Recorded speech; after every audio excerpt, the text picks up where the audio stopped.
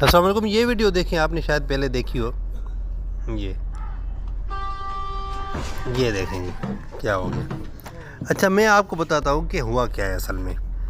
اصل میں ہوا یہ کہ جو کار والا ہے اس نے کوئی شیشہ نہیں دیکھا، کوئی انڈیکیٹر نہیں دیا، کوئی side view back view mirror نہیں دیکھا۔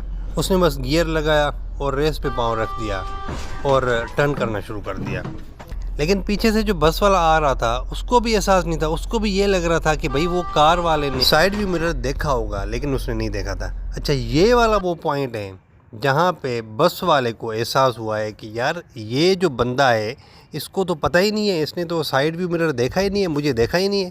اس سے پہلے بس والے کو لگ رہا تھا کہ بھائی اس نے دیکھا ہے، لیکن اس پوائنٹ پہ اس کو سمجھ آ گئی کہ اس نے نہیں دیکھا، کار والے نے نہیں دیکھا مجھے۔ تو پھر اس نے اپنی کوشش کرنا شروع کر دی اور سائیڈ پہ چلا گیا، ہارن مارا، لیکن وہ پوائنٹ ایسا تھا کہ اس کے بعد بچاؤ مشکل تھا، ٹکراؤ لازمی تھا، ہونا ہی ہونا تھا۔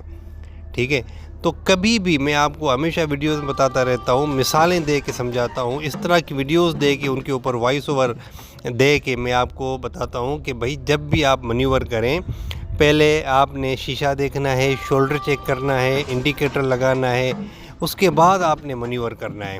اور اگر چھوٹے روڈ سے بڑے روڈ کو جوائن کر رہے ہیں یا لنک روڈ سے ہائی وے کو جوائن کر رہے ہیں تو آپ نے 1 سیکنڈ کے لیے وہاں پہ پاز لینا ہے، رکنا لازمی ہے۔ صرف سلو ڈاؤن نہیں ہونا، سلو ڈاؤن ہوتے ہوئے آپ نے دیکھنا نہیں ہے، آپ نے تھوڑا سا پاز بھی لینا ہے 1 سیکنڈ کا، چاہے 1 سیکنڈ کا ہی ہو۔ اس کے بعد آپ نے اس کو جوائن کرنا ہے۔ تو یہ ضروری ہوتا ہے، اور اس طرح کے حادثات سے ابھی یہ والا حادثہ تو چلے ان کی بچت ہوگی، لیکن کوئی بڑا حادثہ بھی ہو سکتا ہے۔